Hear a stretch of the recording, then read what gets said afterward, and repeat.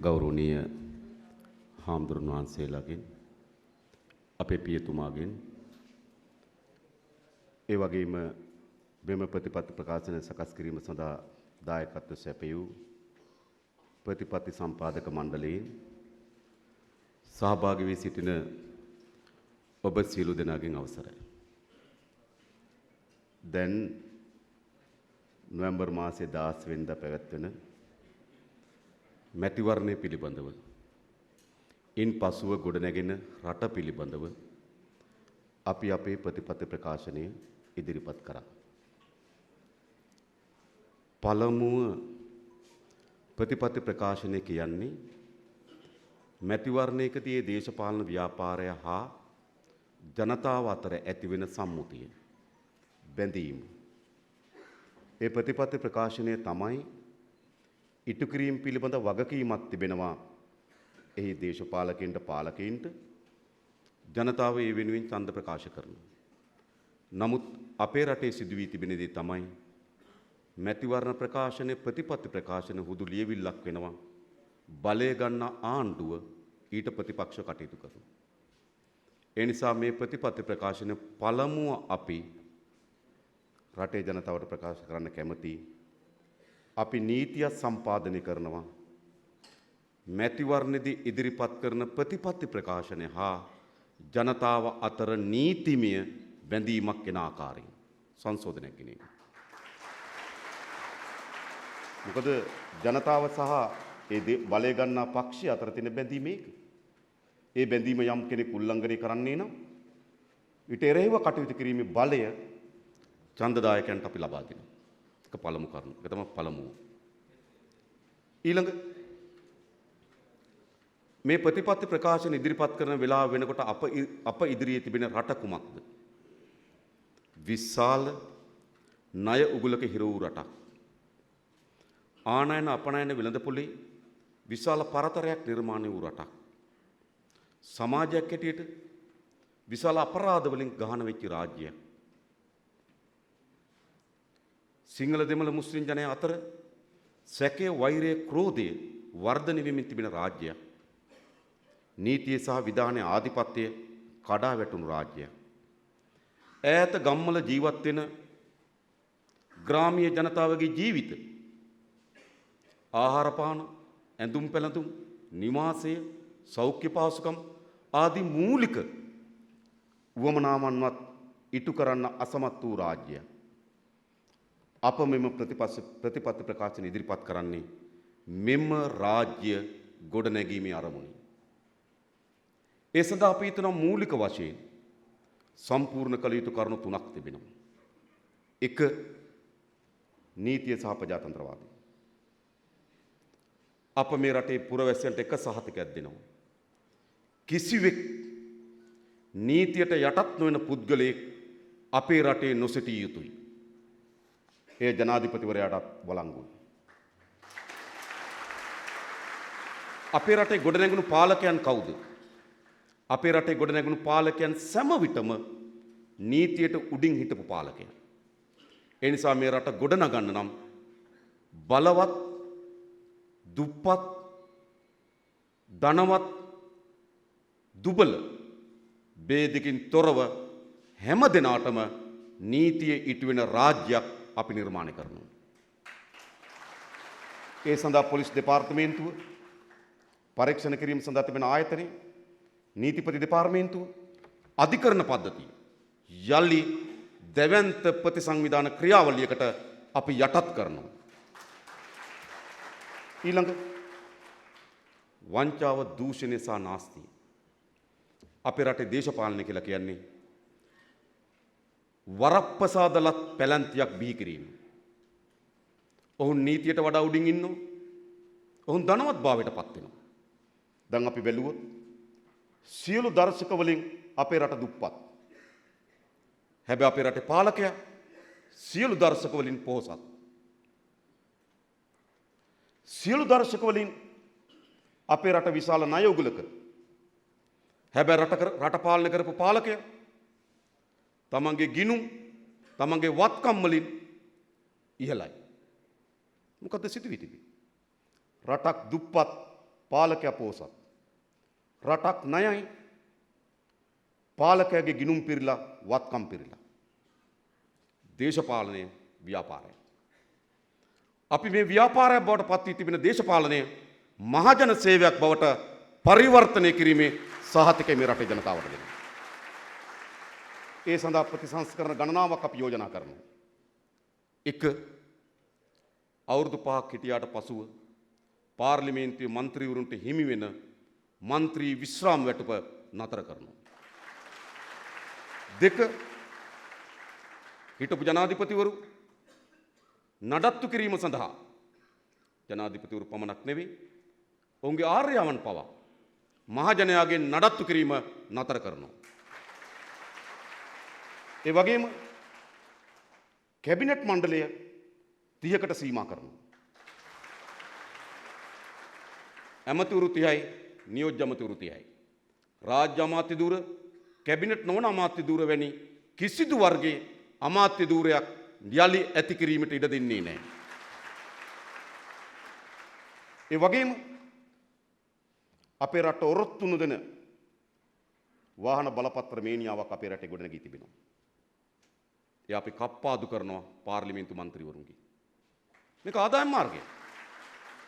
වාහන බලපත්‍රය ගන්නවා කෝටි 2.5ට විකුණනවා. ඒ පළාත් සභා ඒ පාර්ලිමේන්තු මන්ත්‍රීවරුන්ටද පළාත් සභා මන්ත්‍රීවරුන්ටද ප්‍රාදේශ සභා සභාපතිවරුන්ට දීම සඳහා යෝජනා ඇවිත් තිබෙනවා. මෙය මුළුමනින්ම අපි නතර කරනවා. ඇයි? දේශපාලන කියන්නේ ව්‍යාපාරයක් බිස්නස් එකක් නෙවෙයි. ඒ වගේම ජනාධිපතිවරයාගේ වැය ශීර්ෂය සමහර දිනවල කෝටි 7කට වඩා වැඩි. අප ජනාධිපතිවරයාගේ වැය ශීර්ෂය 90%කින් කප්පාදු කරන බවට සහතිකයක් දෙනවා.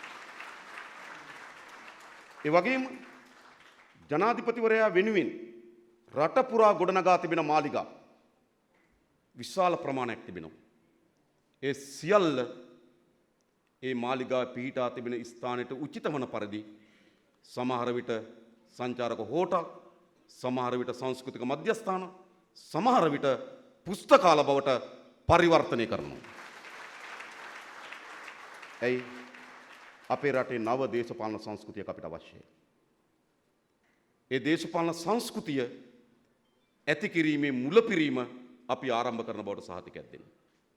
ඒ වගේම මහජනගේ දීපල හොරකම් කරලා රැස් කරගෙන තිබෙන ධනය ඒක මේ රටේ මහජනයට අයිති ධනය. ඔබගේ ගමේ පාසලේ ගොඩනැගිල්ල හදන්න තිබෙන ධනය. ඔබගේ ගමේ පාර හදන්න තිබෙන ධනය. ඔබගේ රෝහලේ ගොඩනැගිල්ලක් හදන්න තිබෙන ධනය. ඔබගේ දරුවන්ට රැකියාවක් උත්පාදනය කිරීම සඳහා කර්මාන්ත ශාලාවක් හදන්න තිබුණු ධනය ඉතාමත් පරපුටු 14ක් විසින් එක් රැස් කරගෙන තිබෙනවා. අපි ඔබට කියනවා මහජනගේ දීපල හොරකම් කරලා එක් රැස් කරගන්න ලද සියලු ධනය යලි පවරා ගන්නවා මහජනතාවට ප්‍රතිලාභ දෙන විදියට. ඇයි? මේ දේශපාලන පොරපිටිය පිරිසිදු කරන්නේ නැතුව මේ රට ගොඩනගන්න බෑ. 1. නීති විධාන ආධිපත්‍ය සහ ප්‍රජාතන්ත්‍රවාදී. 2. වංචා දූෂණ නාස්තියන්තර පාලනය. 3. ජාතික සමගිය සහ මහජන ආරක්ෂාව. අද අපේ රටේ මහජන ආරක්ෂාවට එල්ල වී තිබෙන තර්ජනය කවර හෝ ජන සමාජයක් ඇතුලේ ගොඩනැගෙන අන්තවාදයක් තව ජන සමාජයක් ඉලක්ක කරගෙන ප්‍රහාරයක් එල්ල කරාවීද? මුස්ලිම් ජන සමාජය තුල ගොඩනැගුණු අන්තවාදයක් කටුවා පිටිය පල්ලියේදී අලුත් කඩේ පල්ලියේදී මඩකලපුවේ පල්ලියේදී කතෝලික ජනතාව එල්ලකොට ප්‍රහාරයක් එල්ල වුණා. සිංහල ජනතාව ඇතුලේ ගොඩනැගුණු අන්තවාදී ව්‍යාපාරය අලුත්ගමදී දර්ගනගරයේදී දිගනදී අකුරණදී මුස්ලිම් ජනතාව එල්ලකොට ප්‍රහාරයක් එල්ල වුණා. අපේ ආරක්ෂාවේ තර්ජනය තිබෙන්නේ කොතනද? එක් ජන කොට්ටාසයක් තුල ගොඩනැගෙන අන්තවාදී කණ්ඩායමක් තව ජන කොට්ටාසයකට ප්‍රහාරයක් එල්ල කරයිද? මේක විසඳන්න ජෙනරාල් අවශ්‍ය නැහැ. මත තබගන්න. මේ මහජන ආරක්ෂාව විසඳීම ජෙනරාල්ලගේ කාර්යභාරයක් නෙවෙයි. මේ මහජන ආරක්ෂාව තහවුරු කිරීම දේශපාලන කාර්යභාරයක්. යන් කවරක්වත් නෙවෙයි. කිසිදු ජන කොටසක් ඇතුලේ කිසිදු වර්ගයේ අන්තවාදයක් ගොඩනැගීමට අපි ඉඩ නොදෙන බවට සහතික කරනවා. සිංහල, දෙමළ, මුස්ලිම් කවර වර්ගයේ හෝ අන්තවාදයක් මතවාදීම ලෙස හෝ ක්‍රියාකාරීත්වයෙන් අපේ රටේ බිහිවීමට ඉඩ නොදෙන බවට අපි ඔබට සහතිකයක් දෙනවා. ඒ වගේම ජනතාවගෙන් අපි ඉල්ලා හිටිනවා.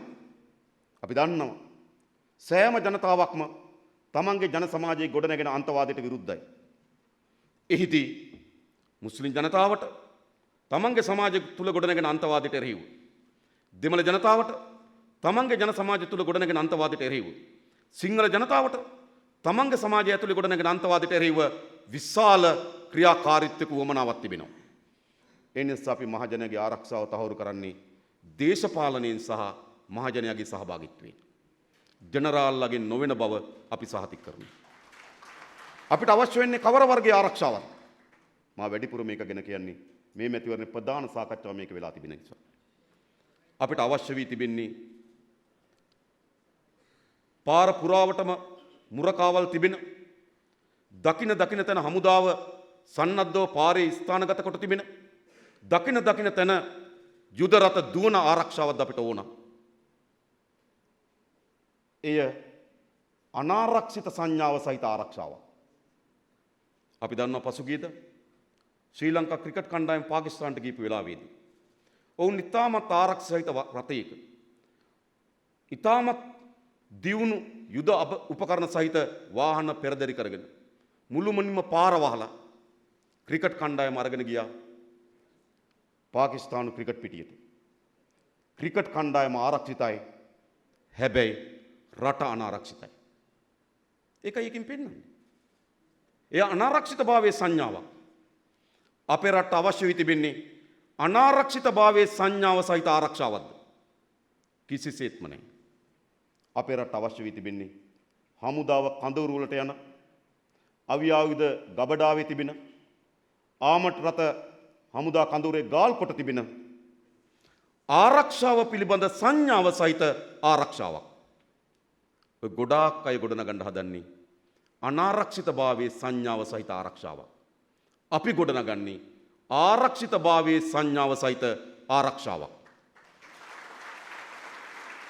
ඒ වගේම ජාතික සමගිය අතිශය වැදගත්. අපේ රට සිංහල, දෙමළ, මුස්ලිම් කියලා ප්‍රධාන ජන කණ්ඩායම් තුනක් ජීවත් වෙනවා. ඔවුන්ට ප්‍රධාන භාෂාවන් දෙකක් තිබෙනවා. මේ සෑම පුරවැසියෙකුටම රාජ්‍යත් එක්ක තමන්ගේ භාෂාවෙන් කටයුතු කරන්න තිබෙන අයිතිය. පොලිසියට ගිහිල්ලා තමන්ගේ භාෂාවෙන් පැමිණිල්ලක් දාන්න තිබෙන අයිතිය.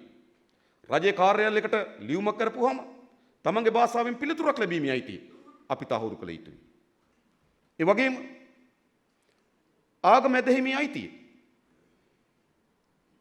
අපේ රටේ ප්‍රධාන ආගම් හතරක් තිබෙනවා. ආගම කියන්නේ තමන්ගේ විශ්වාසය.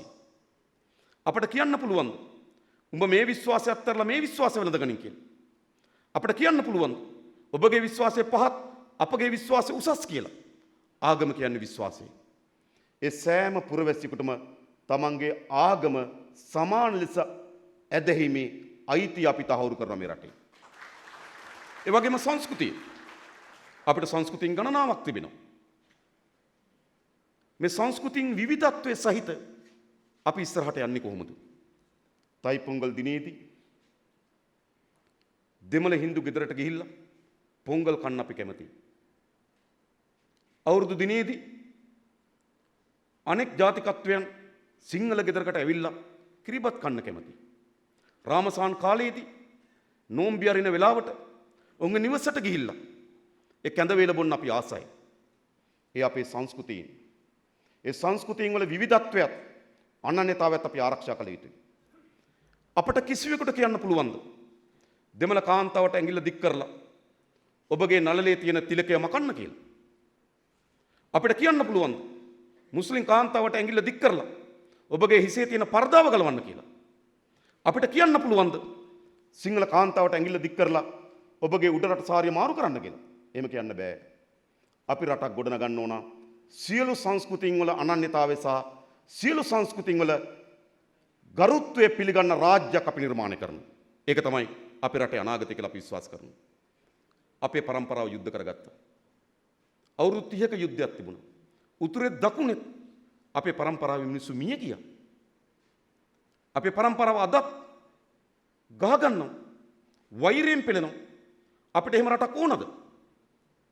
අපි නිර්මාණය කරන්නේ අපේ પરම්පරාව ගහගත්තු ඒ වගේ අපේ પરම්පරාව යුද්ධ කරේ වගේ අත්දැකීම් සහිතව අපේ දරුවන්ගේ પરම්පරාව යුද්ධ නොකරගන්න සමගියෙන් සහෝදරත්වයෙන් ජීවත් වෙන රටක් නිර්මාණය කිරීම වගකීම ජාතික ජන බලවේගය අපි බාර ගන්නවා. මේ තමයි අපේ රට ගොඩනැගීමේ ස්තම්භ තුන. නීතිය සහ ප්‍රජාතන්ත්‍රවාදය, වංචා දූෂණ නාස්තියන්තර පාලනය, ජාතික සමගිය සහ මහජන ආරක්ෂාව, තහවුරු රාජ්‍ය. මේ ස්තම්භ තුන මෙත තමයි අපේ රට ගොඩනගන්නේ. මේ ස්තම්භ තුන ගොඩනගන්නේ නැතුව කවර ආර්ථික ප්‍රතිපත්ති තිබුණත්, කවර සැලසුම් තිබුණත් අපිට ක්‍රියාත්මක කරන්න බෑ. ගැටුම් තිබෙන රටක් දියුණුවටපත් වෙලා නැහැ. වංචනිකයන් හොරුන් රටක් දියුණු කරලා නැහැ. නීතිය විධානය කඩා වැටිච්ච රාජ්‍යයක් ලෝකේ සංවර්ධනය අත්පත් කරන්නේ. ලෝකේ ඉදිරියට යා හැකි වන්නේ අපට සංවර්ධනය අත්පත් කරගත හැකි වන්නේ මේ මූලික ස්තම්භ තුන තහවුරු කිරීමෙන් විතරයි. ඉන් අනතුරුව අපි අපේ ආර්ථිකයේ ප්‍රතිපත්තිය, අපේ අධ්‍යාපන ප්‍රතිපත්තිය අපි මේ භූමියේ එළන්න සූදානම්. අපේ ආර්ථික ප්‍රතිපත්තිය කවරේද? අපි හිතනවා අප ඉදිරියේ තිබෙන සමාජයත් ජනතාවගේ ජීවිතත් ආර්ථික ශාස්ත්‍රය අපිට පෙන්눔 කරපු තියෙන දත්තත් සහ තොරතුරු මත අපිට ඉතා හොඳින් පෙන්눔 කරමින් තිබෙනවා අපේ රටට නව සංවර්ධන උපාය මාර්ගයක් අවශ්‍යයි. අවුරුදු 71ක් අනුගමනය කළද මේ සංවර්ධන උපාය මාර්ගය අසාර්ථක බව අපේ ඇස් ඉදිරිපිට ඕනෑවටත් වඩා වැඩියෙන් ඔප්පු කොට තිබෙනවා. එනිසා අපේ රට නව සංවර්ධන මාවතකට යොමු කරනවා. කුමක්ද ඒ සංවර්ධන මාවත? ඒ සංවර්ධන මාවත කොන්ක්‍රීට් වනාන්තර නොවේ. ඒ සංවර්ධන මාවත සංවර්ධනයේ හැම පියවරක්ම ජනතාවගේ ජීවිත ඉදිරියට ගෙන එන සංවර්ධනය. ජනතාවගේ ජන ජීවිතය සමග ගැට ගැසුණු ජනතාවගේ ජන ජීවිතය සමග ඒකාබද්ධ වූ නව සංවර්ධන මාවතකට අපේ රට අවතීර්ණ කිරීම සඳහා වූ ප්‍රතිපත්ති රාමුව අපි මෙම වැඩපිළිවෙල තුළ ඉදිරිපත් කොට තිබෙනවා. කරුණු දෙකක් තිබෙනවා ආර්ථිකයේ. එකක් ආර්ථිකයේ ඉහළ තලයේ ගැටලු. දෙක ආර්ථිකයේ පහළ තලයේ ගැටලු. මේවා එකිනෙකට අන්තර් සම්බන්ධයි. ඉහළ තලයේ ණය අර්බුදය, ආනයන අපනයන වෙළඳපොලේ මුහුණ දී තිබෙන ගැටලු, ආදායම් බෙදී යාමේ විෂමතාවය, රාජ්‍ය ආදායම හිගවීම ආදී දත්ත වලින් ඉහළ අර්බුදය අපිට පෙන්වුම් කරනවා. තරුණ තරුණියන්ට රැකියාව නොමැතිකම, පාසලේ පහසුකම් නොමැතිකම, කුසි නිෂ්පාදන වලට නිසි මිලක් නොමැතිකම, නිවාසයක් ඉදිකර ගැනීම සඳහා පරම්පරා දෙකක් විතර ගත කරන්න සිදුවීම, ඉස්පිරිතාලට ගියපුවම බෙහෙත් නැතිකම ආර්ථිකයේ පහළ තලයේ ගැටලු අපිට විද්‍යාමාන කරනවා. දැන් අපිට විසඳුම් අවශ්‍ය කුමකටද? ආර්ථිකයේ ඉහළ මාලයේ ගැටලු වලට වගේම ආර්ථිකයේ පහළ මාලයේ ගැටලු වලට අපිට විසඳුම් අවශ්‍යයි. ආර්ථිකයේ ඉහළ මාලයේ ගැටලු අපි කොහොමද මේ ණය අර්බුදයෙන් ගොඩ එන්නේ? ට්‍රිලියන 11කට වඩා ණය කන්දක් තබාගෙන වාර්ෂික ලැබෙන ආදායම ණය පොලි වාරිකයේ ගෙවන්නවත් ප්‍රමාණවත් නැති රාජ්‍යකින් මේ ණය කන්දෙන් ගොඩ එන්නේ කොහොමද? ඒක අපි දීර්ඝ ලෙස අපේ ප්‍රතිපත්ති සම්පාදන කමිටුවත් එක්ක සාකච්ඡා කරා. කොහොමද මේකෙන් ගොඩ එන්නේ? ණය කියන්නේ අපරාධයක් නෙවෙයි. කවුරු හිතනවා නම් ණය අපරාධයක් කියලා, ණය අපරාධයක් නෙවෙයි. ණය ඕනෑම රාජ්‍යයක් ලෝකේ ණය ගන්නවා කරුණු දෙකකට. එකක් ප්‍රාග්ධන අවශ්‍යතාවය වෙනුවෙන්, දෙක තාක්ෂණ අවශ්‍යතාවය වෙනුවෙන්. අපට අවශ්‍ය වෙන ප්‍රාග්ධන උපයා ගන්න බැරි නම් අපි ණයක් ගන්නවා. අපිට සමහර ශාස්ත්‍රවල තාක්ෂණය නැත්නම් ණය හරහා අපි තාක්ෂණය කැඳවනවා. අන්නේ අවශ්‍යතාවයන් දෙක සපුරා ගැනීම සඳහා වූ ණය ගැනීමේ ප්‍රතිපත්තියකට අපි එකඟයි. කොතෙන්ද අපි ගිහින්නේ? කොතෙන්ද අපි ගිහින්නේ? අපිට විශාල මිනිරම් සම්පතක් තිබෙනවා. අපේ මිනිරම් සම්පතේ මිනිරම් කාබන් ප්‍රතිශතය 90%කට වඩා වැඩි. අපි මෑතකදී කෝප් සභාවට කැඳවුවා එම සමාගම. ඔවුන් ප්‍රකාශ කරා අපි මිනිරම් ටොන් එකක් දැන් විකුණන්නේ ඩොලර් 2000ට කියලා. ඒ කියන්නේ මිනිරම් කිලෝ එකක් ඩොලර් 2කට කියලා. හැබැයි මෙතෙන්ට කර්මාන්තශාලාවක් ගෙනල්ලා ඒ යගේ වැඩි කරන්න පුළුවන් නම් අපිට මිනිරම් කිලෝ එකක් විකුණන්න පුළුවන් ඩොලර් 5000ට කිව්වා. එම සමාගම කියපු දත්තමා මේ කියන්නේ. එහෙනම් මෙතෙන්ට අපිට කර්මාන්තශාලාවක් අවශ්‍යයි. මෙතෙන්ට තාක්ෂණයක් අවශ්‍යයි. එතන ප්‍රාග්ධනයක් අවශ්‍යයි. අන්නේ ප්‍රාග්ධනය සහ තාක්ෂණය වෙනුවෙන් අපි ණය ගන්න සූදානම්. අපේ ඉල්මනයිට්ටේදී ලෝකේ තියෙන වැදගත්ම ඛනිජ වල නිදිය. ලෝකේ සාමාන්‍ය ඛනිජ වල නිදිය ඛනිජ තිබෙන්නේ 15වත් 20ක් අතර. ලංකාවේ ඛනිජ වල නිදිය ඛනිජ තියෙන 70ක්. 1957 ඛනිජ වල සංස්ථාව ආරම්භ කරලා 2019 දක්වා දැන් අවුරුදු 62ක් මේ වැලි කන්ටේනර් පිටින් ඉන්දියාවට පටවනවා, නැව් වලින් ඉන්දියාවට පටවනවා. අපි එතෙන්ට නව කර්මාන්තශාලාවක් ගෙනවා. එතෙන්ට අපි නව තාක්ෂණයක් ගෙනවා. අපි ලෝකයේ නිර්මාණය කළ හැකි ඉතාමත් මිල අධික ලෝහ වර්ග අපිට එම කර්මාන්තශාලාවෙන් නිෂ්පාදනය කර හැකියි. එතෙන්ට අපි ගේන්න ඕන. ඒ වගේම කුරුඳු, ඒ වගේම පොස්පේට් නිදි මෙතෙන්ට අපි ගේන්න ඕන. එනිසා මේ ණය ගෙවීම එක ආශ්චර්යයක් නෙවෙයි. අද බලය ගත්ත හෙට ණය ගෙවන්න බෑ. ණය ගෙවී යාමේ ක්‍රමිකව ණය ගෙවී යාමේ සංවර්ධන සලස්මක් අපි ඉදිරිපත් කරනවා. සහතික වශයෙන් අවුරුදු 5ක් 6ක් යනකොට මේ ණය උගුලෙන් ස්ථාවර ලෙසම අපිට ගැලවිය හැකි ආර්ථික සංවර්ධන උපාය මාර්ගයක් අපි සකස් කළා තිබෙනවා. ආනයන අපනයන දපොත් එහෙමයි.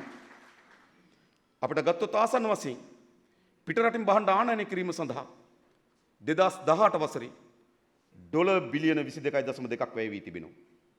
පිටරට බහඬ විකුණලා අපිට හම්බ වී තිබෙන්නේ ඩොලර් බිලියන 11.8යි. ඒ කියන්නේ ඩොලර් බිලියන 11.4ක වෙළඳ ශේෂයක් අපිට තිබෙනවා. ආනයන සහ අපනයන අතර පරතරය ඩොලර් බිලියන 10.4ක් සිදු තත්ත්වයට පත් වී තිබෙනවා. කියන්නේ ඩොලර් කෝටි 1040ක වෙළඳ ශේෂයේ හිගයක් තිබෙනවා. 1978 දී අපිට ඩොලර් මිලියන 44ක අතිරික්තයක් තිබුණා.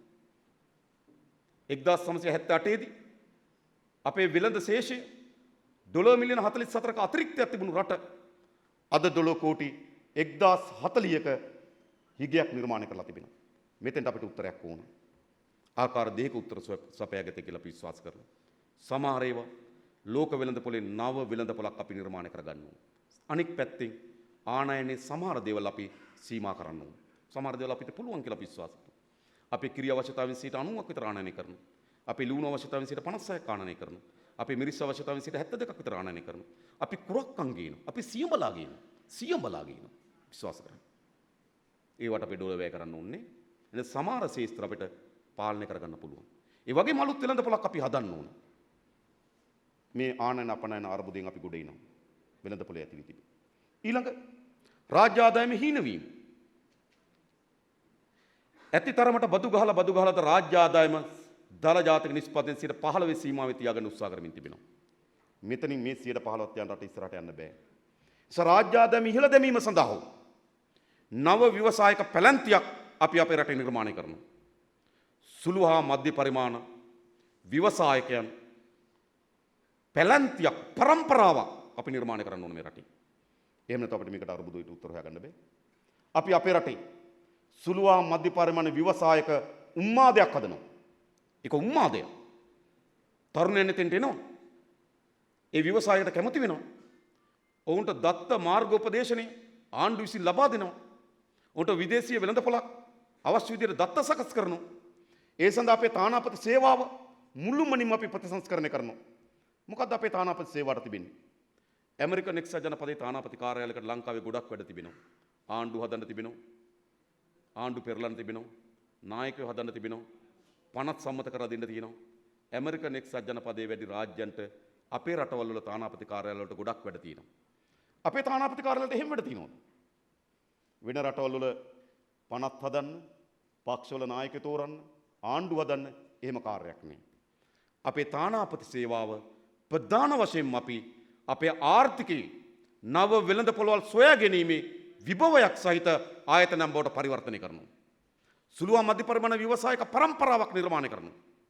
ඒ හරහා අපි විදේශ විනිමය උපයා ගැනීම අපේක්ෂාවක් අපිට තිබෙනවා. ඒ වගේම තොරතුරු තාක්ෂණය අපේ රාජ්‍ය තාමත් හොඳ විභවයක් තියෙන තැන. ඇමරිකන් එක්සත් ජනපදයේ පෙන්ටගනේ මුදුකාංග පද්ධතියේ කොටසක් නිර්මාණය කරේ ලංකාවේ සමාගම. එංගලන්තයේ කොටස් වෙනද පොලි මුදුකාංග පද්ධතියේ කොටසක් නිර්මාණය කරේ ලංකාවේ සමාගම. ඩුබායි රාජ්‍යයේ E-government ව්‍යාපෘතියේ කොටසක් නිර්මාණය කරේ මෘදුකාංග පද්ධතිය ලංකාවේ සමාගම. අපේ දේශීය ආදායම් දෙපාර්තමේන්තුවේ මෘදුකාංග පද්ධතිය නිර්මාණය කරේ සිංගප්පූරු සමාගම. මොකද සිදුවී තිබෙන්නේ? එනිසා අපි විශ්වාස කරන විශාල විභවයක් අපිට තොරතුරු තාක්ෂණ ශාස්ත්‍රයේ තිබෙනවා කියලා අපි විශ්වාස කරනවා.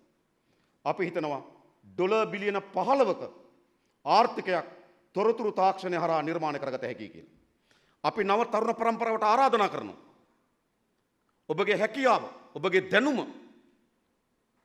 තොරතුරු තාක්ෂණ ශාස්ත්‍රයේ ඉතාමත් වේගින් ඉදිරියට යාම සඳහා උපයෝග කරගන්න. ඒ සඳහා රජය විසින් ලබා දී යටිතල පහසුකම්, රජය විසින් ලබා දී අනිකුත් සියලු පහසුකම් අපි නිර්මාණය කරන්න ලෑස්තියි. ඒ නිසා තොරතුරු තාක්ෂණයේ ලෝකයේ වෙළඳ පොලෙන් විශාල පංගුවක් අත්පත් කරගන්න රාජ්‍යයක් බවට ශ්‍රී ලංකාව පත් කළ හැකි කියන විශ්වාසයක් අපිට තිබෙනවා. අපිට මේ ඩොලරය කඩා වැටීම, මේ ඩොලරයෙන් අපි හිර වී තිබෙන හිරවිල්ලෙන් අපිට මිදෙන්න පුළුවන් වේවි කියලා දැඩි විශ්වාසයක් අපිට තිබෙනවා. ඒ නිසා ආර්ථිකයේ ඉහළ මාලයේ ගැටලු අපිට විසඳිය හැකියි.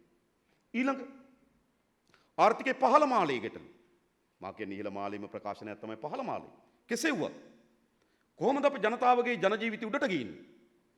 අද අපේ රටේ ජනතාවගෙන්, ග්‍රාමීය ජනතාවගෙන් බහුතර ප්‍රමාණයක් ග්‍රාමීය ණයගැතිභාවයේ හිරකරුවන් බවට පත් වෙලා තිබෙනවා. විශාල චක්‍රයක් බවට පත් වී තිබෙනවා. මාස 6 ලෝන් තිබෙනවා. මාස 6න් 6ට වාරික ගෙවිතු ලෝන් තිබෙනවා. කන්නේ එනකොට කන්නේ යල් කන්නේ ආදායම ගන්නකොට ඒ ආදායම විශාල පංගුවක් ණය වාරිකයට ගෙවන්න සිදු වී තිබෙනවා. මහා කන්නේ ආදායම ගන්නකොට ඒ ආදායම විශාල පංගුවක් තමන්ගේ ණය වාරික වෙනුවෙන් ගෙවීමට සිදු වී තිබෙනවා. අද අපේ රටේ ග්‍රාමීය ජනතාව මුහුණ දී තිබෙන විශාලතම ගැටලුව ග්‍රාමීය ණයගැතිභාවය. මේකෙන් මේ රටේ ජනතාව මුදව ගන්න ඕන. අද යාපනයේ දිස්ත්‍රික්කයේ වැඩිම සිවිදි විහානි කර ගැනීම සිද්ධ වෙන්නේ ග්‍රාමීය ණයගැතිභාවය හේතු කොටගෙන. ඒ නිසා අපි සහතික වශයෙන් ග්‍රාමීය ජනතාව මුහුණ දී තිබෙන මේ ණයගැතිභාවයෙන් ගොඩගත යුතුයි. ඒ පිළිබඳව අපි සහතිකයක් දෙනවා. අවුරුදු 3ක් 4ක් යනකොට අපේ ජනතාව ණයගැතිභාවයෙන් මුදවා ගැනීමේ සැලැස්මක් අපි ඉදිරිපත් කරනවා. ඒ කොහොමද? කොහොමද ඒ සැලැස්ම? ඒ සැලැස්මන් කවරක්වත් නෙවෙයි. ඒ සැලැස්ම තිබෙන්නේ ග්‍රාමීය ජනතාව නියැලෙන ආර්ථික ප්‍රභවය සංවර්ධනය කිරීමෙන්. කුසකර්මාන්ත සංවර්ධනය නොකොට ගොවි ජනතාවගේ ජීවිතය ඉහළ නංවන්න බෑ. ඔවුන්ගේ ආර්ථික ප්‍රභවය ඒක. දීවර කර්මාන්තය දිනු නොකොට දීවර ජනතාවගේ ජීවිත තත්ත්වය උසස් ඉහළට ගේන්න බෑ. කුඩා තේවතු හිමියාගේ, කුරුඳු වගාව කරන කෙනාගේ, ගම්මිරිස් වගාව කරන කෙනාගේ ඒගොල්ලන්ගේ ජීවිතය ඉදිරියට ගෙන හැකි වන්නේ ඔවුන් නියැලෙන ආර්ථික ප්‍රභවය සංවර්ධනය කිරීමෙන් විතරයි. එනිසා අපි සැලැස්මක් නිර්මාණය කරනවා. ග්‍රාමීය ජනතාවන් නියැලෙන ආර්ථික ප්‍රභවය සංවර්ධනය කිරීම. එනිසා අපේ කුෂ්ඨකාර්මික ප්‍රතිපත්තිය අපි විශාල සැලසුමක් හදලා තිබෙනවා. එහි අපේ ඉලක්කය බවට පත් වෙන්නේ අරමුණු කීපයක් අතර ප්‍රධානම අරමුණක් ගොවි ජනතාවට තමන්ගේ නිෂ්පාදනයන් සඳහා සාධාරණ මිලක්. පාරිභෝගික ජනතාවට කුසි නිෂ්පාදන සඳහා ස්ථාවර මිලක්. අද අපේ රටේ මොකද සිදු වී තිබෙන්නේ? ගොවි ජනතාවට තමගේ නිෂ්පාදන සඳහා සාධාරණ මිලක් ලැබෙන්නෙත් නැහැ.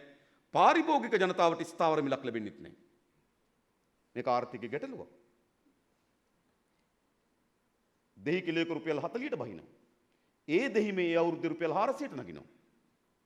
කැරට් කිලෝයක රුපියල් 60ට බහිනවා. ඒ අවුරුද්දේම කැරට් එක රුපියල් 400ට නගිනවා. කැරට් කිලෝ එක. මේ විශාල මිල උච්චාවචන සිද්ධ වෙනවා. ලෝකේ කිසිදු රටක මෙවැනි මිල උච්චාවචන සිද්ධ වන්නේ නැහැ. ඒ නිසා පාරිභෝගික ජනතාවට ස්ථාවර මිලක් ලබා දීම සඳහා වූ ගොවි ජනතාවට සාධාරණ මිලක් ලබා දිය යුතු කුෂිකාර්මික නව පරිවර්තනයක්, නව නවෝදයක් අපේ රටේ නිර්මාණය කරනවා. ඒකට අපිට විශාල වැඩ පිළිවෙලක් අපි ඉදිරිපත් කළා තියෙනවා. ඔවුන්ගේ බීජ පිළිබඳ ප්‍රශ්නේ, ඔවුන්ගේ වතුර පිළිබඳ ප්‍රශ්නේ, ඔවුන්ගේ ඉඩම් පිළිබඳ ප්‍රශ්නේ. මා දන්නා මේ දවස්වල ගොඩාක් දේශපාලන වේදිකාවේ කතා කරනවා රටේ සම්පත් විකුණන්නේ නැහැ කියලා. හැබැයි මේ ආණ්ඩුව ඔක්කොම රටේ සම්පත් වික්කා. ඒකේ වැදගත්ම සම්පත් තමයි අපේ ඉඩම් සම්පත. මොණරාගල අක්කර දහස් ගණන් ඇමරිකානු සමාගමකට ලබා දී තිබෙනවා. පොළොන්නරුවේ හම්බන්තොට පොළොන්නරුවේ සෝමවති චෛත්‍ය ගාව අක්කර 5000ක් ඇමරිකානු ඩෝල් සමාගමට ලබා දුන්නා. ඉංගිණිමිටියේ ජනතාවගේ ඉඩම් සමාගමකට ලබා දුන්නා. අපි සමාගමට ලබා දී තියෙන සියලු ඉඩම් යලි පවරාගෙන ගොවි ජනතාවගේ තුන්වෙනි පරම්පරාවේ දරුවන්ට ගොවිතැන් කරන්න අපිට දෙනවා. ඒ වගේම කුෂ්ඨකර්මාන්ත අපේ ප්‍රධාන ප්‍රශ්නයක් ඉඩම්. අපිට හොඳ ඉඩම් පරිහරණ සැලැස්මක් අවශ්‍ය වී තිබෙනවා. අද අපේ රටේ භූමියෙන් 11% තියෙන කුසි බිම්. මේ 11%වත් අවම වශයෙන් අපි ආරක්ෂා කරගන්න ඕනකම තිබෙනවා. ඒ නිසා අපි තාමත් ශක්තිමත් ඉඩම් පරිහරණ සලස්මක් සකස් කරලා එය පාර්ලිමේන්තුවේ නීතියක් කරා අනුමත කරගන්න. කිසි කෙනෙකුට ඉඩම් පරිහරණ සලස්මට ප්‍රතිපක්ෂ කටයුතු කරන්න බෑ. අපිට මේ සිදුවීමින් තිබෙන කුමක්ද? වේගයෙන් අපේ කුසිබිම් අහිමි වෙමින් තිබෙනවා. මා දන්නවා පහුගිය දවස්වල ගිහපුවර කුඩා නිවාස ව්‍යාපෘති විසින් සිදු වුණේ කුමක්ද?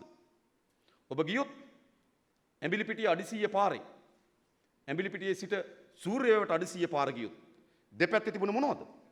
අපි පොඩි කාලේ ඉගෙන ගත්තු නේද? ඒ කලාපයට ආවේනික නේද? කටු පඳුරු සහිත ලදුමින්. අද මොනවද තිබෙන්නේ? කුඩා නිවස්. මේ අර්බුදය නිර්මාණය වෙ තිබෙනවා. ඒක විශාල ගැටුම් ගණනාවක් නිර්මාණය කරලා තිබෙනවා. අලි මිනිස් ගැටුම නිර්මාණය වී තිබෙනවා. අද ගොවි ජනතාවගේ වගාවන් හානි වෙමින් තිබෙනවා. ජීවිත හානි වෙමින් තිබෙනවා. 2015 ජනවාරි මාසයේ සිට 2017 ඔක්තෝබර් මාසය දක්වා ඒ මාස 34 අපේ රටේ අලි 304 දෙනෙක් 384ක් ඝාතනය වී තිබෙනවා. සාමාන්‍යයෙන් ගත්තොත් 1:3 අනුපාතයකට අලි මැරෙනවා. එක මිනිස් ඝාතනයක් සිද්ධ වුණොත් අලි ඝාතන 3ක් සිද්ධ වෙනවා. මේ පරිසරය අපිට විතරද අයිති? මේ ජීවීන් අප පමණක්ද? මේ ව්‍යසනය නතර කරන්න ඕනේ නැද්ද? මේ ව්‍යසනය නතර කර හැකි වන්නේ තාමත් විධිමත් ඉඩම් පරිහරණ සලස්මක් අපි නිර්මාණය කරනවා. කොහෙන්ද වනජීවි කලාපේ? කොහෙද වන සංරක්ෂණ කලාපේ? කොහෙද නිවාස ඉදි වෙන්නේ? කොහෙද නගර ඉදි වෙන්නේ? කොහෙද මන්මාවත් තිබෙන්නේ? කොහෙද කුසිබීම්? මේ සලස්ම කිසිසේත්ම බින්දින්න අපිට දෙන්නේ නැහැ. ඒ ඉඩම් පරිහරණ සලස්මට අනුරූපී වන පරිදි නිවාස සලස්මක් අපි සකස් කරන්න. ඒ ඉඩම් පරිහරණ සලස්මට අනුරූපී වන පරිදි නගර නිර්මාණ සලස්මක් අපි සකස් කරන්න.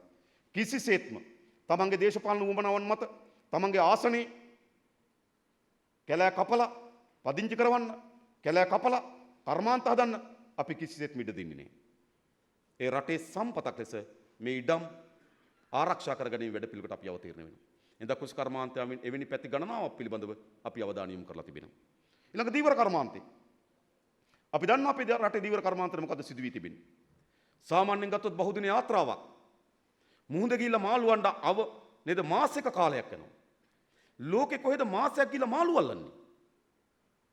මම එක දීවරයකින් ඇහුවා ඔබ වසරකට බහුදින යාත්‍රාව මුහුදේ කී දවසක් යනවද කියලා.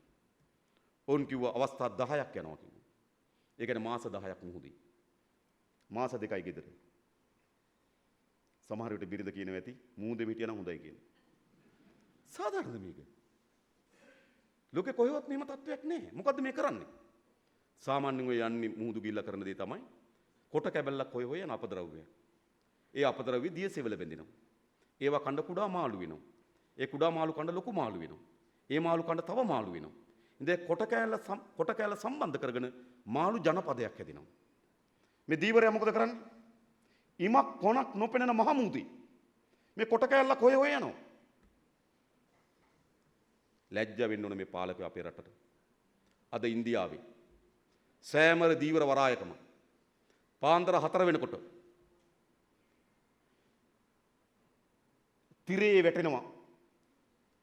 මාළු ගැවසෙන කලාපයේ කොහෙද? එහි මුහුදේ උෂ්ණත්වය කුමක්ද? රළවල තත්ත්වය කුමක්ද? හුලං හමන දිශාව කවරේද කියලා ස්ක්‍රීන් එකේ වැටෙනවා. දීවරයන් ඒක දිහා බලාගෙන මහ මුහුදේ යනවා. අපිට මොකද වී තිබෙන්නේ? ඉමක් කොනක් නොපෙනෙන මහ මුහුදේ කොට කැලලක් හොය යනවා. අපි අපේ දීවර කර්මාන්තයට නව තාක්ෂණය ගෙනල්ලා නේද? විශේෂයෙන්ම මාළු ඉන්න තැන බෝට්ටුව දියඹට දාන්න කලින් තොරතුරු දෙනවා. කර්මාන්තයක් නිර්මාණය කරනවා. අද ඉන්දියාව තමන්ගේ මහ මුහුදේ වර්ග කිලෝමීටරයකින් අවුරුද්දකට මාළු ටොන් 2ක් ගන්නවා. මාළු කිලෝ 2000ක් ගන්නවා ඉන්දියාව වර්ග කිලෝමීටරයකින්. අපේ මුහුදේ වර්ග කිලෝමීටරයක අපි නෙලන්නේ මාළු කිලෝ 900යි. තාප්ප ගහලා නැහැ මුහුදේ. නේද? දැල් වැටක් ගහලා නැහැ. එහා පැත්තේ ගන්නවා ටොන් 2ක්, මේ පැත්තේ ගන්නේ ටොන් 0.9. ඒ නිසා මේක වර්ධනය කරන්න පුළුවන්. ඒ සඳහා නව තාක්ෂණය අපි දීවර කර්මාන්තයට ඇතුළු කරනවා. ඒක අපේ ඉතාම ප්‍රමුඛ ක්ෂේත්‍රයක්. මොකද අපේ රටේ සාමාන්‍ය පුරවැසියෙකුගේ දෛනික ප්‍රෝටීන් අවශ්‍යතාවය ග්‍රෑම් 78ක් වුණා. සාමාන්‍ය ග්‍රෑම් 78ක් වුණ දවසකට ප්‍රෝටීන් මිනිහෙකුට. මොකද ග්‍රෑම් මේක නිෂ්පාදනය කරන ශක්තිය කැලරි 5යි. ඉතින් ප්‍රෝටීන් ග්‍රෑම් 78ක් වුණා. හැබැයි අපේ රටේ සාමාන්‍යගේ කීයද? Protein gram 38යි. සාමාන්‍යයගේ මා කියන්නේ ඉහළම සහ පහළම අයට ගත්තාම නේද පහළම අයට මම හිතන්නේ දවසට ප්‍රෝටීන් ග්‍රෑම් 20ක්වත් ලැබෙන්නේ නැහැ. ශක්ති කැලරි 100ක්වත් ලැබෙන්නේ නැහැ. ඒ පුරවැසියන් කවුද? ඒ පුරවැසිය මේ සමාජයට යෝග්‍ය වෙවි. අපේ රාගම වෛද්‍ය පීඨේ මහාචාර්යතුමා ඉන්නවා. ඔබ දන්නවා ප්‍රෝටීන් ඌනතාවය මොනතරම් ගැඹුරු ප්‍රශ්න ඇති කරාවිද? ඒ නිසා මේ මත්ස්‍ය සම්පත අපි නෙලාගන්නේ. දීවර කන්පාන්තයේ දීවර ජනතාවගේ ජීවන තත්ත්වය උසස් කිරීම සඳහා පමණක් නෙවෙයි රටේ ජනතාවගේ ප්‍රෝටීන් අවශ්‍යතාවය නිසි පරිදි ලබා දීම සඳහා වූ දීවර සලස්මකට අපි මේ රට යනවා. කුඩා කර්මාන්තය. අපි දන්නවා ගම්මිරිස් වගාවේ අද මොකද සිදු වී තිබෙන්නේ? අපිට ඉන්දියානු නිදහස් වෙළඳ කිවිසුම අනුව අපිට බදු වලින් තොරව ඉන්දියාවට අපේ ගම්මිරිස් සැවීමේ හැකියාව තිබුණා. ගිවිසුම ගැන වෙන විවාද තියෙන පුළුවන්. හැබැයි ඒක අපිට ලැබිච්ච අවස්ථාවක්. අපිට බදු රහිතව අපේ ගම්මිරිස් ඉන්දියාවට යවන්න පුළුවන්. දැන් ඉන්දු ලංකා නිදහස් වෙළඳ කිවිසුම අවසන් කළ අවුරුදු 20ක් වෙලා තිබෙනවා. හැබැයි මේ පාලකයන්ට බැරි වුණා. ඒ ඉන්දියානු වෙළඳපොළ ඒක විශාල වෙළඳපොළක්. අපේ වෙළඳපොළ ඇවිල්ලා සාමාන්‍යයෙන් ගත්තොත් දවසකට බඩු ගන්න බඩු විකුණන්න වෙළඳපොළට එන්නේ ලක්ෂ 38යි. දවසට වෙළඳපොළ තියෙන ලක්ෂ 38යි. ඉන්දියාවේ කෝටි 38 ඉක්මවනවා. විශාල වෙළඳපොළක් තිබෙනවා ඉන්දියාවේ. ඒ වෙළඳපොළේ පංගුවක් අපි අත්පත් කරගන්නවා. ඒ සදා ඉතා වැදගත් ශේෂ්ත්‍රයක් අපිට ඒ ගිවිසුම හරහා නිර්මාණය වුණා. අපිට මොකද උනේ? අවුරුදු 20ක් ගිහිල්ලා අපිට නිදහස් වෙළඳ ගිවිසුම හරහා ගම්මිරිස් වන්න පුළුවන් බදු රහිතව. කරුංගා යවන්න පුළුවන් බදු රහිතව. අපේ පාලකයන් ඒකට සංවර්ධන සැලසුමක් ඇදුවේ නැහැ. මොකද කරේ ජාවාරම්කාරවන්ට දීලා වෙන රටවල වලින් ගම්මිරිස් ගෙනල්ලා අපේ ගම්මිරිස් වලට කලවම් කරලා ඉන්දියාවට පැටවුවා. අර නිදහස් වෙළඳ ගිවිසුමට. අපේ ගම්මිරිස් තමයි තාම සුවඳවත් සහ ගුණවත් සාරයේ තියෙන ගම්මිරිස් අපේ. ලෝකේ ගම්මිරිස් පිළ කඩා වැටෙන අපිට. ඉතින් මේ ජාවාරම් වල ප්‍රතිඵල මා දැක්ක එක්කෙනෙක් ඇවිල්ලා කියන අපි ප්‍රතිඅපනයන නතර කරමු. ප්‍රතිඅපනයන නෙවෙයි ප්‍රශ්නේ. ජාවාරම. මම දැක්කා මේ මැතිවරණ වේදිකාවල. මැතිවරණ වේදිකා දෙකේම මේ ගම්මිරිස් ජාවාරමට අහුල්ලු අය ඉන්නවා. මෙවයි සිදු වී තිබෙන්නේ. ඒ නිසා අපි ප්‍රතිපත්තියක් සම්පාදනය කරනවා.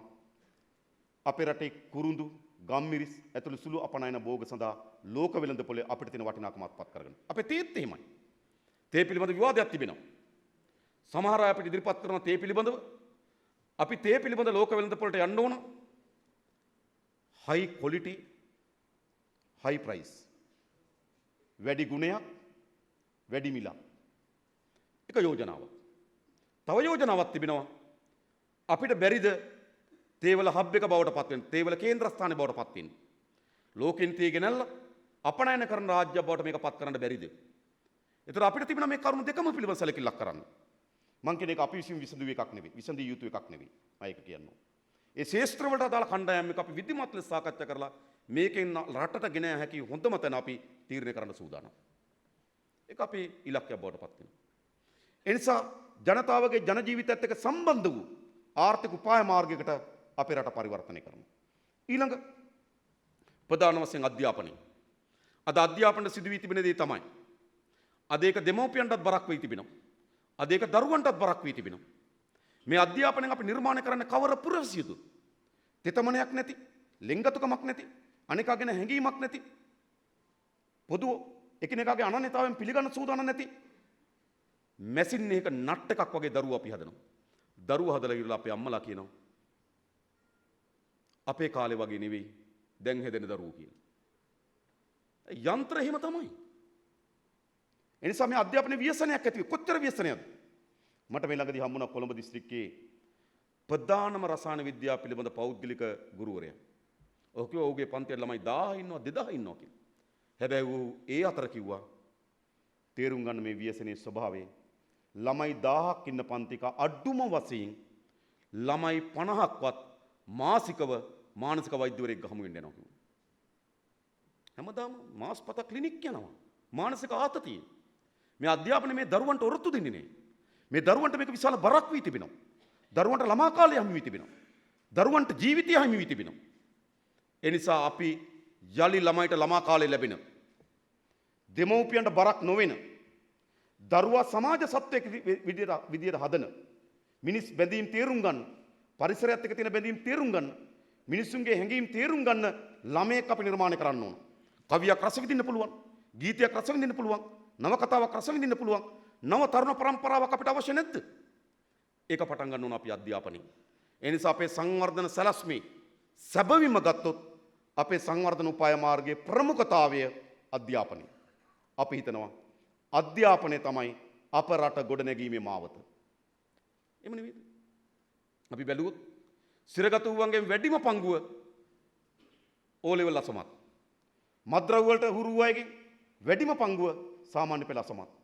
නූගත් රේඛාවේ පහළින් ඉන්න අයගේ වැඩිම පංගුව නේද? ඒ කියන්නේ නූගත් රේඛාවේ පහළින් ඉන්න අය ඒ වගේම දුප්පත්කමිනුත් පහළින් ඉන්නවා. ඒ නිසා අධ්‍යාපනය සහ මේ සමාජ සංවර්ධනයට ඉතාම සමීප බැඳීමක් තිබෙනවා. ඒ නිසා අපේ රට සංවර්ධනය කළ හැකි වන්නේ අධ්‍යාපනය අපේ ප්‍රමුඛතම ශාස්ත්‍ර බවට පරිවර්තනය කරගන්න. එහිදී අපි අද අධ්‍යාපනයේ පාසලේ නිවිති වෙන පාසලෙන් එළියේ යලි අපි අපේ ප්‍රතිපත්ති අනුව වසර දෙක තුනක් යනකොට අධ්‍යාපනයේ යලි අපි පාසල වෙත ගෙන එන අධ්‍යාපනයක් මේ රටේ නිර්මාණය කරනවා. ඒ වගේම විශේෂයෙන්ම ගත්තොත් අපි නේද දෙමව්පියන්ට බර අයින් කරනවා. අධ්‍යාපනය ආණ්ඩුවේ බරක් බවට අපි පරිවර්තනය කරනවා. මේක අපේ සලස්ම. ඒ වගේම සෞඛ්‍ය ප්‍රතිපත්ති නිරෝගී සම්පන්න ජීවිතයක් වෙනුවෙන් අපි සෞඛ්‍ය ප්‍රතිපත්තියක් කරනවා. අපි ක්‍රීඩා ප්‍රතිපත්ති. අපි විශේෂයෙන් අපේ රටේ නම අපේ ඉතාමත් අපේ සුගත් තිලකරත්න ධාවන සූරයා ඒ වගේම තවත් ක්‍රිකට් ක්‍රීඩාවේ නිලුණු අය ක්‍රීඩා අමාත්‍යාංශ විශාල පරිපාලන කණ්ඩායමක් අපි මේ පිළිබඳව විශාල සාකච්ඡා කරා. අපේ රටේ ක්‍රීඩාවේ තියෙන ප්‍රශ්නේ මොකක්ද? අපේ රටේ ක්‍රීඩාව කියලා කියන්නේ රැකියාව සඳහා සුදුසුකමක්. මෙතන තමයි ක්‍රීඩාව තිබෙන්නේ. හයියෙන් දිව්වොත් පොලිසියට. උස පැන්නොත් හමුදාවට. ක්‍රීඩාව කියන්නේ ඒක නෙවෙයි. කට්ටිය හිතනවා නේද? දුවලා ගිහිල්ලා නේද අර්ජුන එලෝසිස් සල්ලයි කියලා. අර්ජුන මහින්ද්‍ර. එහෙම කරන්න බෑ. ක්‍රීඩාව කියන්නේ රැකියාවක සුසුකමක් නෙවෙයි. ක්‍රීඩාව කියන්නේ නිරෝගී සම්පන්න ජීවිතය සඳහා අවශ්‍යතාවය. එනිසා අපේ රටේ මොකද කරන්න ඕන? ක්‍රීඩා සංස්කෘතියක් නිර්මාණය කරන්න ඕන. අපිට අපේ පොඩි කාලේ ක්‍රීඩා සංස්කෘතියක් තිබුණා. හැම ගමකම වොලිබෝල් ක්‍රීඩාංගණයක් තිබුණා. ගංගා ගාව දරුවෝ ගංගේ ගොඩමෙකට පීනුවා. වැව ගාව දරුවෝ වැවේ ගොඩමෙකට පීනුවා. ගෝයන් කපුවට පස්සේ වෙලේ ක්‍රිකට් ගැහුවා බෝල ගැහුවා. අද එහෙම සංස්කෘතියක් නැහැ. අද ක්‍රීඩාව සහතිකයක් සඳහා සීමා වී තිබෙනවා. ඉතින් මොකද වෙලා තිබෙන්නේ? ලෙඩවරින් පිරිච්ච ජාතියක් නිර්මාණය වී තිබෙනවා. ලෝක සෞඛ්‍ය සංවිධානය කියනවා අපේ රටේ අවුරුදු 20ට වඩා වැඩි පුරවැසියන්ගෙන් 25% කවර වර්ගයේ හෝ බෝ නොවන රෝගිකින් පෙළෙනවා කියලා. ලෙඩ ජාතියක් හැදුවා. එනිසා අපේ ප්‍රතිපත්තිය මේ ලෙඩ ජාතිය සුවපත් කිරීමේ ප්‍රතිපත්තියකට අපි මෙම ප්‍රතිපත්තියේ ක්‍රීඩා සංස්කෘතියක් නිර්මාණය කරනවා. ක්‍රීඩාව කියන්නේ සංස්කෘතියක්. ක්‍රීඩා සංස්කෘතියක් අවශ්‍යයි. සෙල්ලම් කරන එක සංස්කෘතියක්. අපි වෙසක් එකට පන්සල් යන එක සංස්කෘතියක්. වෙසක් එකට කූඩු වෙලන සංස්කෘතියක්. તો සංස්කෘතිය බවට පත් වුණාම අපි කොතන ජීවත් වුණත් මොන වයසේ ජීවත් වුණත් අපි මේ ක්‍රීඩාවේ සංස්කෘතියත් එක්ක ගැට ගැහෙනවා. ඒ නිසා ලෝකයේ ක්‍රීඩාවේ උළෙලවල පවත්වන්නේ ක්‍රීඩා තරඟ නිර්මාණය කරන්නේ ක්‍රීඩා සංස්කෘතියක් වෙනුවෙන් අපි ඒ නිසා නව ක්‍රීඩා සංස්කෘතියක් නිර්මාණය කරනවා. ඒ වගේම අපේ රටේ සාහිත්‍ය කලාවේ නව ප්‍රබෝධයක් නිර්මාණය කරනවා. ඒක අධ්‍යාපනයත් එක්ක සම්බන්ධව මම කලින් කිව් පරිදිම ඒ ශාස්ත්‍රය පිළිබඳව අපි විශේෂ අවධානය යොමු කොට තිබෙනවා. ඒ නිසා මේ ලෙඩ වී තිබෙන ජාතිය මේ දුප්පත් භාවයට පත් වී තිබෙන අපේ රට අසරණ භාවයට පත් වී තිබෙන අපේ ජනතාව ඉතාමත් හොඳ ජීවිතයක් හොඳ රාජ්‍යයක් බවට පත් කිරීමේ සැලැස්ම අපි සතුව තිබෙනවා. ඒ සැලැස්ම තමයි අපි ඔබට අද ඉදිරිපත් කරනු ලබන්නේ. එතකොට බොහෝ අය අපෙන් අහන ප්‍රශ්නයක් තිබෙනවා. ඇත්ත ඕගොල්ලන්ගේ සැලසුම් හොඳයි. ඕගොල්ලෝ කියන ඒවා හොඳයි. හැබැයි ඕගොල්ලන්ගේ මේවා කරන්න ඉන්නේ කවුද? මේවා කරන්න ඉන්නේ කවුද කියලා අහනවා. මා මේ රටේ පුරවැසියන්ට වගකීමෙන් කියනවා ඔය රට පාලනය කරපු ඔක්කොටම වඩා හොඳට මේ රට පාලනය කරන්න පුළුවන් කණ්ඩායමක් අප සතු වෙන්නේ.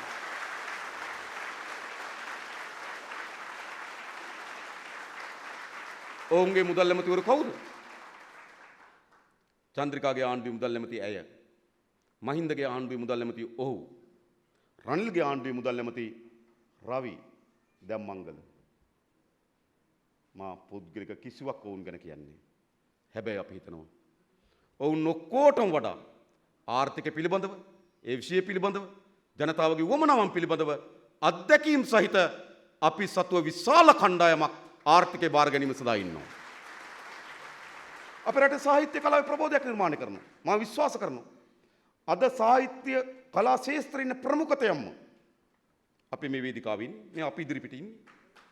මොවුන්ගෙන් තොර සාහිත්‍යයක් අපේ රට තිබේද? මොවුන්ගෙන් තොර සංස්කෘතියක් අපේ රට තිබේද? ඒ නිසා ඒ ශාස්ත්‍රය නිර්මාණය කිරීම සඳහා අවශ්‍ය වෙන දැවැන්තම සම්පත අපි ගාව තිබෙනවා. ඊළඟ අධ්‍යාපනය. මා හිතන ලංකාවේ අධ්‍යාපනය පිළිබඳව විශාල පරීක්ෂණ වලට සම්බන්ධ වුණු අපේ පීඨාධිපතු අපි මම දන්නවා අපි අධ්‍යාපන ප්‍රතිපත්ති කමිටුවේ සභාපතිවරයා බවට පත් වුණේ. මොරටු විශ්වවිද්‍යාලයේ නියෝජ්‍ය උපකුලපතිවරයා. ඊට වඩා කවරෙක්ද වුණා. ඒ නිසා අධ්‍යාපනය දරුවන් එක ගැටුණු දරුවන්ගේ ජීවිතේ තේරුම් ගත්තු අධ්‍යාපනයේ ලෝකේ නව ප්‍රවණතා තේරුම් ගත්තු ඉතාමත් හොඳ අධ්‍යාපනය පිළිබඳව කණ්ඩායමක් මේ රට ගොඩනැගීම සඳහා අපි සතු ඉන්නවා. දුෂ්කර්මාන්ත ගත්තා. නේද? අපි සතු ඉන්නවා. ඒතර කට්ටිය කෙනම ගත්තා. ආරක්ෂාවට නෑනේ ඔයගොල්ලෝ ගාව. නේද ආරක්ෂාව.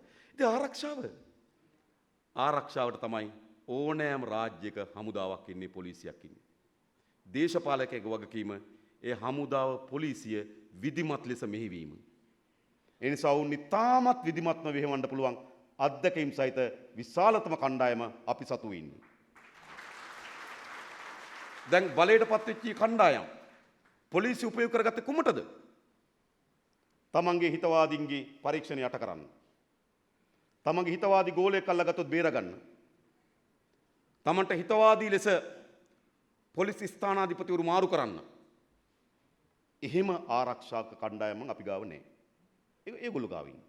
හැබැයි අපි ගාව ඉන්නේ මහජනයාගේ ආරක්ෂාවත්, රටේ ආරක්ෂාවටත් විහෙකේ අනතුර කල්තියා පුරෝකතනය කර ඒකට ලැබෙන වාර්තා ඉතා හොඳින් අධ්‍යයනය කර ආරක්ෂාව මෙහෙවිය හැකි කවර දිසාවටද කියලා උපදෙස් ලබා දී හැකි කණ්ඩායමක් අපි සතු වෙනවා මෙහෙවන්න පුළුවන් කණ්ඩායමක් ඉන්නේ.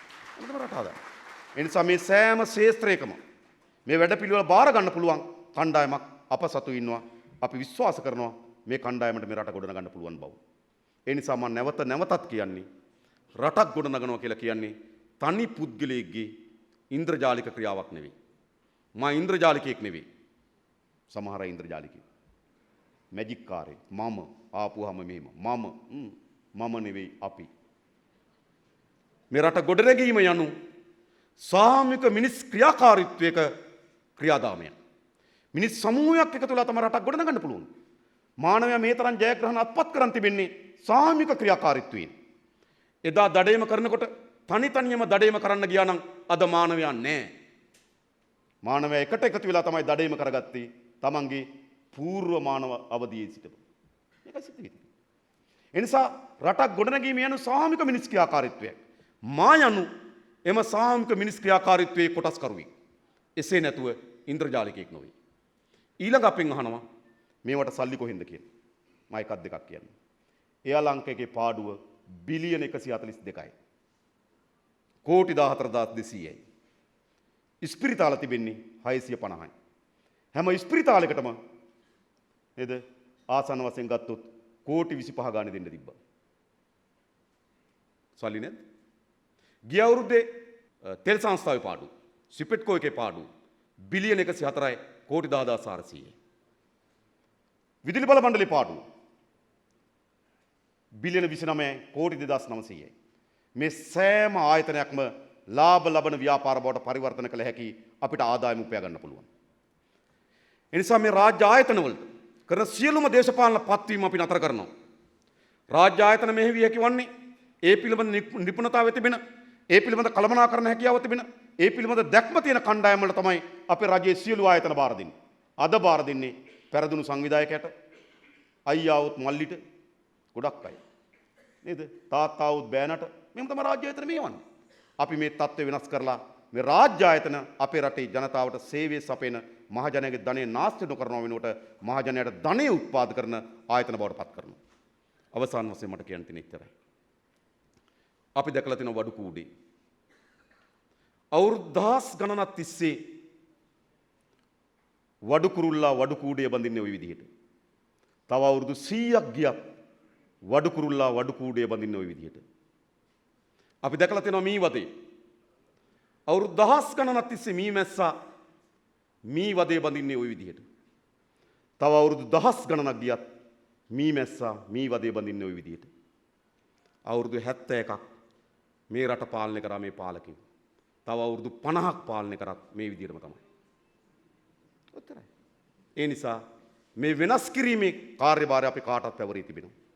ඒ වෙනස් කිරීම සඳහා මේ රටේ සියලු පුරවැසියන්ට අපි ආරාධනා කරනවා. ලෝකයේ ඉදිරියට ගමන් කරමින් තිබෙන්නේ අභියෝගයේ හමුවේ අත්වල් බැඳගෙන අකුලගෙන හිටපු මිනිසුන්ගෙන් නෙවෙයි. ලෝකයේ ඉදිරියට ගමන් කරමින් තිබෙන්නේ අභියෝගයන් හමුවේ පලා ගියපු මිනිසුන්ගෙන් නෙවෙයි.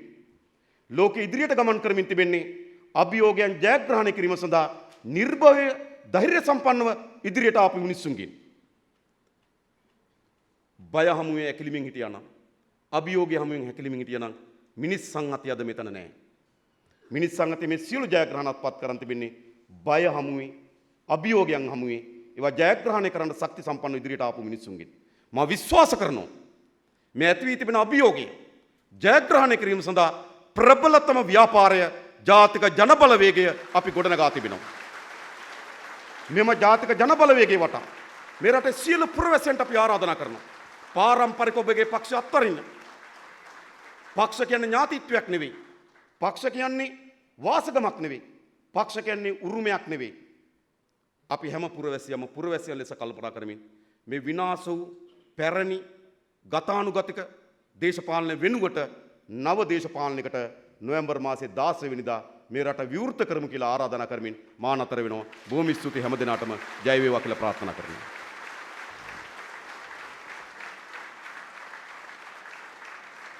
you